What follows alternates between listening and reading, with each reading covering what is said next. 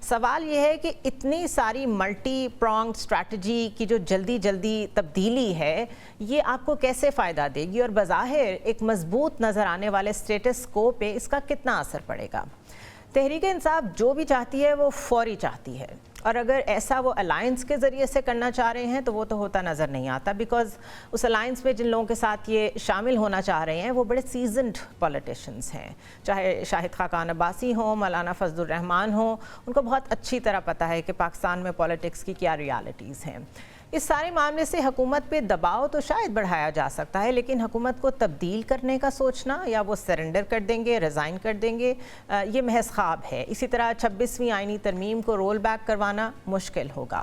سوال یہ ہے جو کہ میرے لیے ایک بگر کویسچن ہے کہ اگر بہت زیادہ جس کا ویٹ کیا جا رہا ہے اور اس کی کوشش بھی کی جا رہی ہے، that is the US support for PTI، اگر وہ آ بھی گئی تو کیا بانی PTI اسے قبول کریں گے؟ اور اگر ایسا کریں گے تو پھر رجیم چینج بیانیے اور حقیقی آزادی کا کیا بنے گا، اور پھر پاکستان کا بھی کیا بنے گا؟ Because there is no free lunch. اگر US اس طرح کی کوئی انٹرفیرنس کرے گا تو جواب میں آخر اس گورنمنٹ سے کچھ چاہے گا جس کو اس نے سپورٹ دی۔ ایک اور سوال یہ ہے کہ گورنمنٹ کس خوش فہمی میں ہے، یا غلط فہمی میں ہے، یا کبوتر کی طرح آنکھیں بند کی ہوئی ہیں، کیونکہ ان کی طرف سے بھی کوئی پازیٹیو انگیجمنٹ دکھائی نہیں دیتی۔ شدید مخالفت کرنے والے جو لوگ ہیں نون لیگ میں، وہ لگتا ہے پریویل کر گئے ہیں، اسی لیے مذاکرات لیوک وارم لیول کے اوپر جا چکے ہیں، صرف ہلکی سی سیمرنگ باقی ہے، دیکھنا یہ ہے کہ بوائل تک بات کب پہنچتی ہے۔ اس پہ PTI کا ورژن جانتے ہیں، ہمارے ساتھ صاحبزادہ حامد رضا موجود ہیں۔ بہت شکریہ حامد صاحب فار جوائننگ اس۔ میرے سامنے عرفان صدیقی صاحب کی سٹیٹمنٹ ہے، وہ کہہ رہے ہیں کہ PTI انسانی حقوق کی صورتحال کو بہت ہائی لائٹ کر رہی ہے، اور اس کا مقصد صرف یہ ہے کہ اس کے ذریعے سے جو انٹرنیشنل انسٹیٹیوشنز ہیں اور انٹرنیشنلی جو بھی ایسی تنظیمیں ہیں جو ہیومن رائٹس کو مانیٹر کرتی ہیں، آپ ان کو سینسٹائز کر سکیں to your advantage. At the same time 22 جنوری کو جو نئی کانگریس آئی ہے US میں، اس کے ساتھ ایک بریفنگ بھی ہوئی ہے PTI ریلیٹڈ ڈائسپورا کی، تو کیا یہ بات درست ہے کہ یہاں پہ تو مذاکرات سسپینڈڈ ہیں بٹ انٹرنیشنلی آپ لوگ پریشر ماؤنٹ کرنے کی کوشش کر رہے ہیں آن دا گورنمنٹ؟ دیکھیے میں اس کے اوپر آپ کو ایک چیز رسپونڈ کروں، جو نیشنل اسمبلی کی ہے، I'm the chairman of that committee جی، اور تمام تر ایفرٹس کے باوجود میں ابھی تک صرف کمیٹی کا ایک ہی اجلاس منعقد کر سکا ہوں۔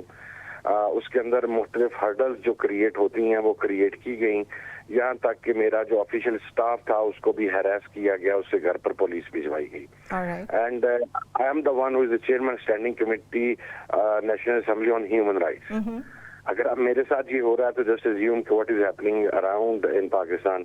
اچھا، اس کی چیز یہ ہے کہ عرفان صدیقی صاحب کو میں صرف یہ بات کہنا چاہوں گا، آپ 8 فروری کے بعد ٹل ڈیٹ آپ جس قسم کی ہیومن رائٹس وائلیشن کر رہے ہیں، مثلا پارلیمنٹیرینز کو اٹھا، مثلا ان کی فیملیز کو ٹارچر کرنا، مثلا کارکنان کے اوپر گولیاں مارنا، انہیں شہید کرنا، انہیں زخمی اور پھر مکر جانا، آپ یہ کام نہ کرتے تو دنیا میں کسی بھی جگہ پر ہیومن رائٹس کی آواز بلند نہ ہوتی۔ دیکھیں آج کے ٹائم پہ دنیا ایک گلوبل ولیج ہے۔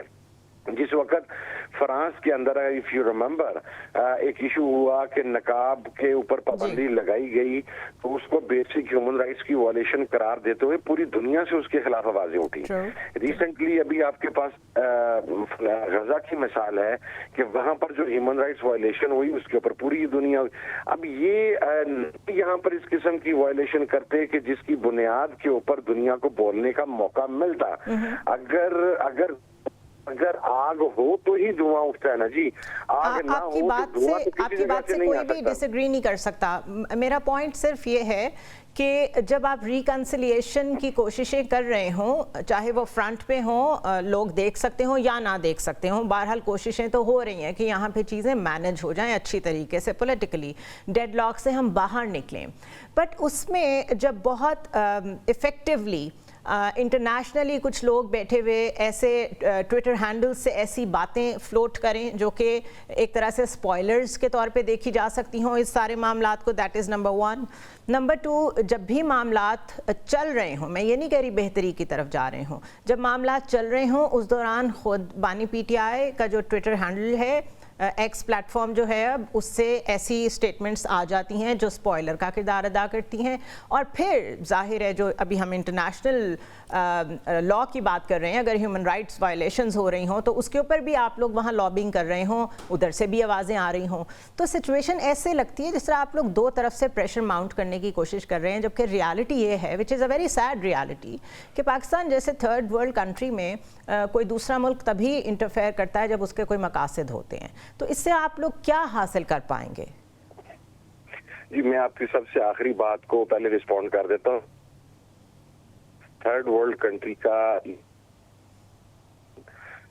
یہ ڈے فرسٹ سے ہی بیرونی مداخلت کا شکار رہا ہے. It is not happening for the first time in Pakistan. تو یہ پرابلم ہے نا پاکستان کی، یہ سولوشنز میں نہیں آتا، اٹس دا پرابلم. سب سے بڑی مثال افغانستان کا جو جنرل ضیاء کے ٹائم سے اٹھنا شروع ہوا اور اس کے بعد کیا کیا نہیں ہوا. تو this is not happening for the first time جی کہ اگر کوئی اس قسم کی چیز ہو رہی ہے. نمبر 1. نمبر 2, میں اگری کرتا ہوں آپ کی بات کے ساتھ کہ جب آپ مذاکرات کرتے ہیں تو مذاکرات کے ماحول کے اندر آپ اپنے ہارڈ ہٹرز کو تھوڑی دیر کے لیے پیچھے کر لیتے ہیں. یہ ایشو ریز کیا گیا مذاکراتی کمیٹی نے پہلی میٹنگ میں بھی، دوسری میٹنگ میں بھی، تیسری میٹنگ میں بھی، کہ آپ کی طرف سے جو بیان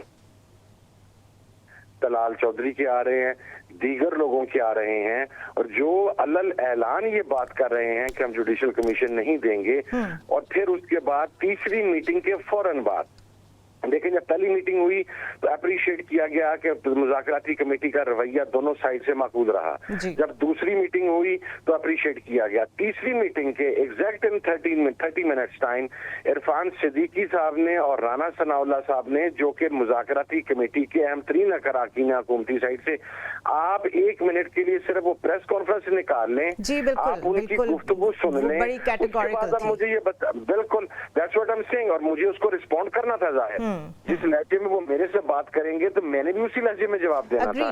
ٹوٹلی اگریڈ، بیکاز سیاست میں پوسچرنگ بہت امپورٹنٹ ہوتی ہے، لیکن کیا ایسی سوچ پریویل کرتی ہے پی ٹی آئی میں کہ کیونکہ دونوں سائڈز پہ ایسے لوگ ہیں جو چیزیں سپوائل کرتے ہیں، جو بالکل نہیں چاہتے کہ ہم اکٹھے بیٹھیں، لیکن دونوں سائڈز پہ ایسے لوگ بھی ہیں who do realize کہ اس کے علاوہ حل کہیں اور سے نہیں نکلے گا، تو آج 6 مہینے بعد یا 2 سال بعد حل تو ایسے ہی نکلنا ہے، کسی نہ کسی کور آئیڈیا کے اوپر سب کو اگری کرنا پڑے گا. تو وقتی طور پہ اسپوائلرز آ جاتے ہیں، لیکن کیا آپ کے کیمپ میں ایسے لوگ ہیں جو ابھی بھی بلیو کرتے ہیں کہ مذاکرات چلنے چاہیے؟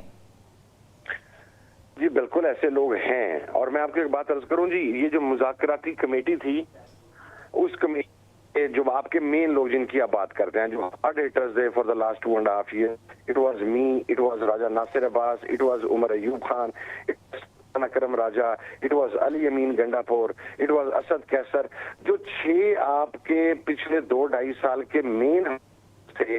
اگر وہ تیسری مذاکراتی کمیٹی تک بھی انہوں نے ایک اس کمٹمنٹ کو پورا کیا اور انہوں نے کوئی اپنی ہارڈ ہٹنگ روک دی، اس کے بعد آپ مجھے بتائیں نا، یا تو حکومت نیم کرے کہ ہماری سائڈ سے کس نے ہارڈ ہٹنگ کیا، we are naming that it was Khawaja Asad. Fair enough, وہ ادھر سے بھی کانسٹنٹلی، بالکل آپ ٹھیک کہہ رہے ہیں، میں تو اس سے ڈس ایگری کر ہی نہیں رہی، میں نے اسی لیے کہا دونوں طرف موجود ہیں. اچھا، آپ کیونکہ if I am not wrong مذاکراتی کمیٹی کے بھی ہیڈ ہیں اور آپ ہی انسٹرکشنز لیتے ہیں اس کے حوالے سے، M I right? Umar Ayub Saab is the head of that Muzakirati committee. I am the spokesperson of that. You're the spokesperson. Okay. So what I gather is کہ آپ لوگ ان سے ابھی تک مل نہیں پا رہے ہیں اور ملاقات کا انتظار کر رہے ہیں، بٹ اور لوگ تو ان سے مل رہے ہیں مستقل، یا کسی نہ کسی طرح تو میسیجنگ چل رہی ہے. فار ایگزامپل کے پی میں کرپشن کے معاملے پہ انہوں نے بہت گفتگو کی ہے جنید اکبر صاحب سے اور عاطف خان صاحب سے. اسی طرح جو آپ کے صوبائی صدر ہیں کے پی کے، وہ اب جنید اکبر ہیں، علی امین گنڈاپور کو ہٹا دیا گیا ہے. اسی طرح انہوں نے بانی پی ٹی آئی نے کہا کہ جو گنڈاپور صاحب ہیں ان سے کہیں کہ وہ ڈیرہ اسماعیل خان کی سیاست سے باہر نکلیں. میں یہ سب اس لیے بتا رہی ہوں کہ کچھ نہ کچھ تو چل رہا ہے، بات چیت چل رہی ہے، رابطے ہیں. ایون پنجاب میں تنظیم نو کا بھی کہا ہے انہوں نے سلمان اکرم راجہ کو. تو آپ کو کیوں ڈیپینڈ کرنا پڑتا ہے ان سے ملنے کے لیے، صرف مذاکرات کی بات کرنے کے لیے، جب اور میسیجز ایکسچینج ہو رہے ہیں؟ کیا پرابلم ہے کہ آپ کو ویٹ کرنا پڑتا ہے ان سے ڈائریکٹ ملنے کے لیے؟ بات آپ کو کلیریفائی کر دوں جی کہ یہاں سے ہی حکومت کی مذاکراتی نیت کا پتہ چلتا ہے کہ they don't want it. First they don't have the capacity, second नहीं है, तीसरी चीज मैं आपको बताऊं, गुज़श्ता रोज 6 पॉलिटिकल लोग जो थे उन्होंने इमरान खान साहब से मुलाकात की। उसके अंदर जुनैद खान साहब थे, आतिफ खान साहब थे, हाफिज फरहद साहब थे, हमारे सेक्रेटरी जनरल थे सलमान अकरम राजा साहब, अलिया हमजा साहिबा थी। अब लोगों के जो कि मुज़ाकराती कमेटी के मेंबर्स हैं, खान साहब ने उनके नाम लिख के साइन करके दिए हुए हैं, we 6 were not allowed and this is been happening for the last 15 days के 2 मरतबा खान साहब ने 3 मरतबा लिख के दिया कि मेरी मुज़ाकराती कमेटी की एज पर कमिटमेंट मुझसे मुलाकात करवाई जाए। अगर आप उन्हें मुज़ाकराती कमेटी के तौर पर भी मुलाकात नहीं करवाना चाहते तो खान साहब की जो थर्सडे की मुलाकात अलाउड है with the political persons of his party, उस कैपेसिटी में मुझे मिलवाया जाए। लेकिन जब इन 6 लोगों का नाम आता है तो इन 6 लोगों को नो कर दी जाती है और बाकी पॉलिटिकल लोगों को भिजवा दिया जाता है। अब कौन कर रहा है? हुकूमत ने देना है जी, मैं तो नहीं दे सकता। नहीं, आप ठीक कह रहे हैं, लेकिन मेरा मकसद सिर्फ ये था कि अगर कोई ना कोई तो मिल ही रहा है, और जिस तरह आपने कहा और मैं भी बता रही हूँ कि इतनी डिटेल में बातचीत हो रही है तो मैसेजिंग तो हो ही सकती है।